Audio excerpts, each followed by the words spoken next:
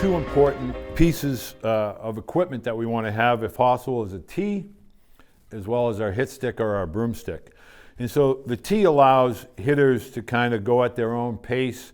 It allows them to make adjustments on height, position of the baseball, but more importantly, anything to do with the broomstick. This is a broomstick right here, cut off, taped up, or a hit stick, is going to allow repetitions to be as numerous as they want, and they're never going to fatigue. Each and every swing will be the same swing, which will allow the student athletes to get the repetition and retention necessary to become good hitters. So when we start here, we'll have Anthony start. All we're really trying to do is just make sure we're making good ball strike and off of the tee and making sure the ball's going forward. Not as easy as it looks. Okay, now stop for a second. I'm pulling up. Right, but not only that, you're going over the baseball, right? Yeah. Okay, so what I want you to just focus on is adjust your sight on the ball lower. Okay. That's all you have to do. Whenever that happens, whenever we're moving above the baseball, we just want to set our sights down a little bit lower. Okay, good. Now, this is what we're going to do to fix that. Right now, don't think about a live at-bat. Relax your hands and then approach the ball. Relax. Okay, good. But really relax your hands. Okay, so every one of your swings is up. Mm-hmm. Every one of them is like this. Yeah. Are you purposely trying to elevate the ball? No. Okay, so what I want you to think about with this is to hit the ball down into the black mat. Hit the ball down. Okay, now I want no stride, no load, just work your hands. Okay, better. Now, when you finish your swing, I want you to stop. Just stop after you finish your swing. Okay, that was the best one of all. See your shoulders right here? Yep. For the last few swings, your shoulders have been here. Yep. Okay, I want you to think about being here where your hips and your shoulders are parallel. Okay. So in other words, don't think about your lead elbow getting above or up. All I want you to think about is your hands working to the baseball. Much better. So in this particular case, you need to do a lot of tee work, high tee work. Okay, now we're going to eliminate the tee, and I want to see you toss the ball up and hit the ball.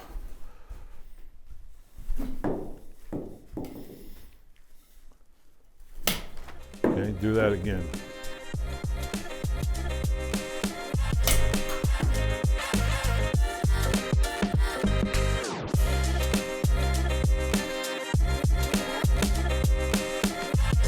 Now, Cole, you do it. What I want you to think about is touching that beam, that wood with your hand after you swing. So once you swing and you get to here, all I want you to think about is finishing right here. I don't want you to go back here. I just want you to finish right out here. That's it.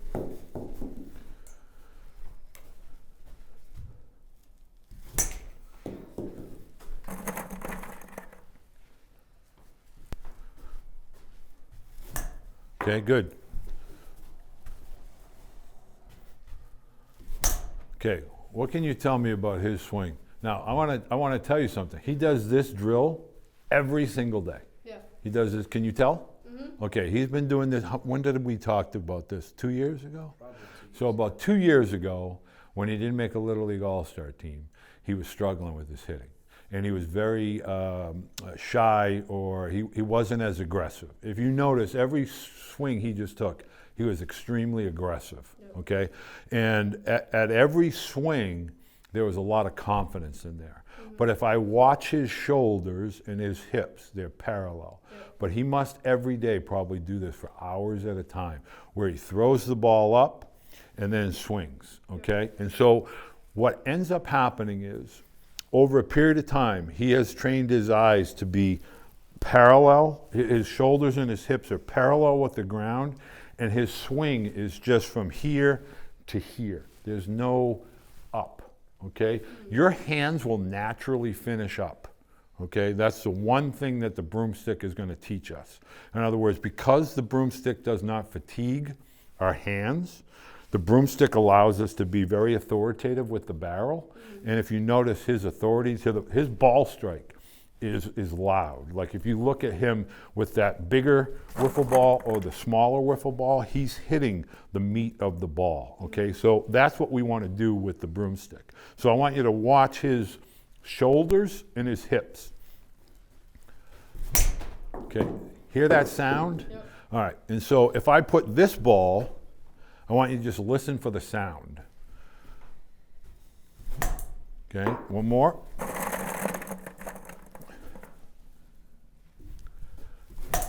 Hear that? Yep. Okay, so in other words, his swing is very efficient and explosive, and there's no loft or lift in his swing. What I want you to do, Cole, is get in your stance. I want you to take the same swings that you just took. Like? Yep, regular swing. Yep, same. Nope, you're hitting the ball. Okay, again. Okay, now, if you noticed the second swing, the approach was different. Recognize what we didn't do correctly the first time. We internally autocorrect. Okay, does that make sense? In other words, internally, you're your own coach. That's the secret to becoming a really good hitter, is not relying on somebody else's opinion of your swing or somebody else's opinion as to your approach. You know what you didn't do correctly, or you feel that you didn't do correctly, and you want to auto-correct. As a baseball player, the best coach you will ever have is yourself. That is the number one coach. Believe and listen to yourself, because you have the knowledge, but you're the one that has to handle the at-bat or the play. And so when I put these balls on the tee, and we put them in different areas, challenge yourself. Don't worry about the last result. Take the information, process it, and put it into your next swing. Okay, now I want to see what you do with that. Yep. Yep. Okay, again. Okay, now I want to show the diameter of this ball, the margin of error. In order to hit this ball square, as Cole has just done, that's where he has to hit it. That's where he has to find contact. He can't find it here, he can't find it here. Look at this ball compared to a regulation ball, all right, much smaller, okay? And so by teaching yourself to hit this type of a ball on a regular basis is going to make this ball seem increasingly much bigger than it actually is, but your confidence level will be sky high. Cole is the epitome of repetition leading to retention. 2 years ago, he would have swung it. It would have been an exercise in futility for Cole to try and hit this ball on a regular basis. But yet now, after a couple years of thousands and thousands of repetitions, he's completely comfortable and confident. So now what I'd like to see you do is trying to do this toss drill. And what I want to be able to see is, I want to see your shoulders. If you were watching Cole's shoulders, you notice that those shoulders were parallel with the ground. So now I want to see what you do. Let's do it with this one here. Let's get over here.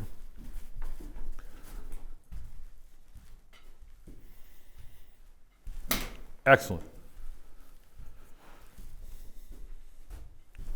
Okay, now, the only thing that you've done differently than before is your shoulders have gone from here to here. Yep. And so what we need to understand is the biggest resource we have as hitters is the ground.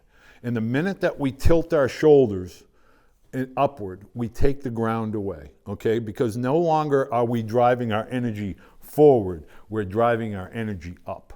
Okay, and that we don't need to manipulate the barrel. So the more that we just do toss and we try to use that ground and we try to maintain our hips and our shoulders being parallel and being through the ball, the more consistent we're going to make contact. So for parents, as frustrating it is when we as parents watch our children swing and miss or strike out and we feel that tension, We must allow the student athletes to become auto-correcting coaches for themselves.